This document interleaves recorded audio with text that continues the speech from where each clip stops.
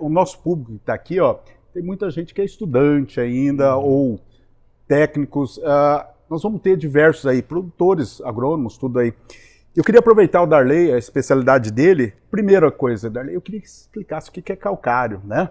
Para o pessoal entender o que é calcário, quais são os tipos de calcários que nós temos hoje e como é que eu posso comparar para o produtor aí, já vou direto para o produtor, como é que eu posso comparar a qualidade de calcário? Perfeito, Kazuya. Olá, pessoal, né? Agradecer a Josi, ao Kazuya e agradecer também a presença do Prado, né? Para mim é uma satisfação estar aqui ao lado do Prado, do Kazuya. A Josi, a gente é parceiro no movimento Cultivo Futuro, né? Tem essa satisfação de fazer parte hoje desse movimento. E agradecer também a plateia, né? Que veio aqui assistir a gente aqui conosco hoje nesse dia da Farm Show. Então, sobre essa questão de qualidade de calcário, né, Kazuya? O que é calcário? Calcário é um corretivo de solo. Só que eu vou entrar em um outro termo, Kazuya e Prado, que vocês vão concordar comigo. A gente usa o termo corretivo de solo para usar o calcário errado. Porque corretivo de solo eu estou com um pH baixo, eu aplico uma matéria-prima, no caso uma rocha moída, que ela vai reagir, vai liberar nutrientes, um ou mais nutrientes, e vai liberar hidroxila para o meio para pegar um solo que está ácido e elevar esse pH, para retirar essa acidez, que essa acidez ela influencia, quando está mais ácido, na disponibilidade de alumínio, que um solo ácido com disponibilidade de alumínio interfere no crescimento radicular e desenvolvimento das plantas, e também um solo mais ácido ele diminui a eficiência dos fertilizantes, da utilização dos nutrientes, a disponibilidade cai, principalmente dos macros. Tem alguns metálicos ali que no pH mais ácido ele é mais disponível. E quando você vai tendendo para próximo de 7 a alcalinidade, ele fica menos disponível.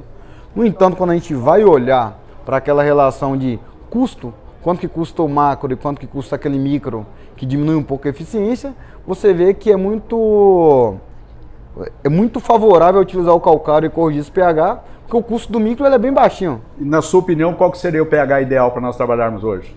Hoje a gente tem que estar entre 6 e 7, aquilo que o Malavolta falou lá atrás. Então a gente está ali na volta dos 6,5. Por quê? Faixa de disponibilidade de nutriente. E outra coisa, pessoal, a gente quer botar biológico na agricultura hoje. Os biológicos que vão para o sistema, nos meios de cultivo onde eles são produzidos num pH faixa controlada entre 6 e 7. Quando eles vão para o sistema, para eles continuarem perpetuando dentro do ambiente, é necessário que tenha um pH ideal, que é o pH onde esses micro-organismos conseguem, tendo ali o meio de cultivo, né, que é o carbono dentro do solo, consegue continuar tendo o crescimento populacional e fazendo aquela, vamos dizer, a função que ele é determinado para ser feito. Quando a gente fala de fixação biológica de nitrogênio para a soja, fixação biológica de nitrogênio, de acordo com o pH está ácido, ele está baixo, a nodulação, pH cai para entre 6 e 7, a nodulação aumenta e subiu também de 7, a nodulação começa a diminuir. Por quê? Porque ele está na zona em que esses micro-organismos eles viveriam, de uma forma que eles não atrapalham suas funções biológicas. Aí voltando para a questão do calcário, porque é um corretivo. O calcário é um corretivo de solo. Ele fornece cálcio e magnésio principalmente. E a função corretiva é pela liberação de hidroxila na sua reação. A gente fala por que corretivo, e você pegou e falou que a gente usa o termo corretivo para usar calcário errado. Porque a gente usa calcário para... Você está com um pH lá na área, Kazuya, 5, quer subir para 6,5. Porém, a gente esquece que o solo ele é o quê? Ele é dinâmico, ele não é estático.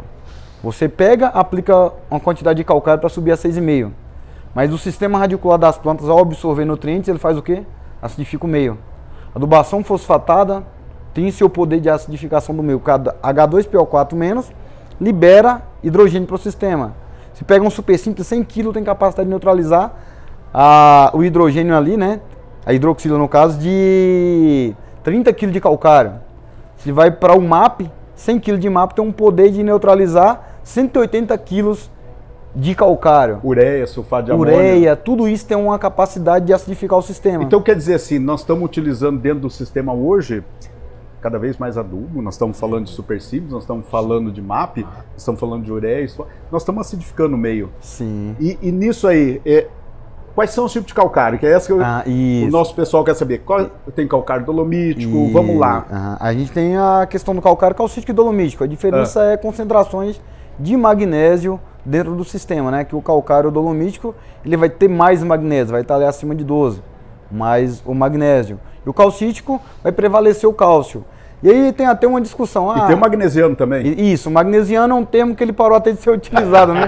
Que ele é um intermediário, então você não vai ver nas empresas vendendo calcário magnesiano.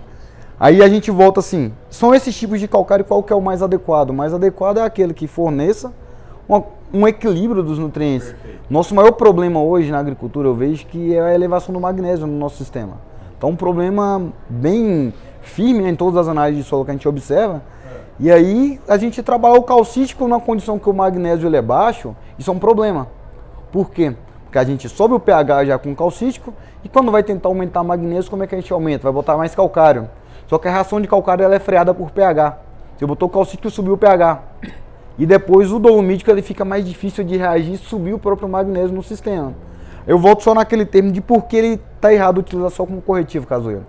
Se tu botar uma quantidade de calcário só para corrigir chegar em 6,5, mas seu ambiente ele acidifica o tempo todo, seu solo não tem capacidade de manter o pH no 6,5, que não é para eu atingir 6,5, eu preciso manter o 6,5. Quando eu vou fazer a calagem, eu preciso aumentar o nível de calcário para quê? Para ter residual de calcário no sistema, residual de partículas finas, para quê? De acordo durante o ciclo, a cultura vai acidificando e o adubo que tu colocou vai acidificando, tu tem material calcário, né? Acidificou e ele vai reagindo e vai controlando o pH durante o ciclo. Porque às vezes a gente fala, eu só preciso atingir 6,5, não, eu preciso manter o 6,5. Manter o 6,5. Então o calcário ele tem que vir para essa perspectiva. Isso aí, Prado, você até falou vários experimentos aí de 3, 6, nós começamos lá atrás com 3 toneladas, hoje algumas áreas com 10, 12 toneladas, nós estamos abrindo áreas com isso aí e fazendo. De acordo com nós temos qual que seria um PRNT, um PN ideal para calcário, para a gente poder trabalhar, porque a gente vê que, de acordo com a lei, existe tamanho de peneiras, e a gente vai falando assim, como é que eu vou formar perfil de solo para fazer esse cálcio descer? É só gesso ou o próprio calcário ele consegue descer, dependendo do tamanho das partículas? Eu acho que esse do tamanho das partículas, depois eu vou deixar o Darley, porque eu acho que ele tem estudos aí interessantes com relação a isso daí. Né? Mas o calcário, né, você dependendo de onde você... E aproveitando só, depois você fala do efeito tamponante do calcário também, tá, Darley? Legal. Então assim, eu acho que hoje a indústria de calcário, ela está muito bem posicionada. Hoje não se usa calcário ou... usa-se pouco calcário por conta de uma deficiência da indústria de entrega de calcário. Hoje nós temos calcário disponível, né, principalmente nos últimos 5 anos, grandes investimentos foram feitos, seja nas indústrias já presentes, seja em outras indústrias, para poder proporcionar quantidade de calcário e, obviamente, qualidade para estar ofertando no mercado. Então, acho que esse é o primeiro ponto. Com relação a PRNT, você vai ter diferentes níveis de PRNT. Explica o PRNT, pessoal. É o poder real de neutralização daquele calcário. Então, quanto mais próximo a 100%, mais poder ele tem para poder fazer a reação no solo. Então, você tem a legislação, que você coloca padrões mínimos de PRNT que você precisa estar entregando, né? E acima disso, você vai entregando, você vai garantindo, cada indústria garante o PRNT que convém a ele, seja do tipo de rocha, ou seja da indústria propriamente dita. Né? Então, é muito comum você ver, né, onde atua no mercado, PRNTs acima de 80%, 85%. Então, é muito comum, 85%, 90%, né, por cento de PRNT. Então, esse, para mim, eu acredito que seja um ponto importante. Obviamente, o calcário está muito linkado com relação à logística. Né? Como a gente usa uma quantidade muito grande por hectare, é muito calcário que eu preciso puxar e ele está intimamente ligado à questão logística. Enquanto que muitas vezes no fertilizante eu uso 500, 600, 700 quilos por hectare, no calcário eu vou usar 3 toneladas, 4 toneladas, 5 toneladas. Então, apesar de que o preço da tonelada é muito inferior quando se compara com o fertilizante, mas eu vou precisar de muita demanda logística. Então, muitas vezes, o posicionamento da indústria próximo ou não da minha lavoura vai fazer eu fazer contas para poder fazer o que é mais interessante.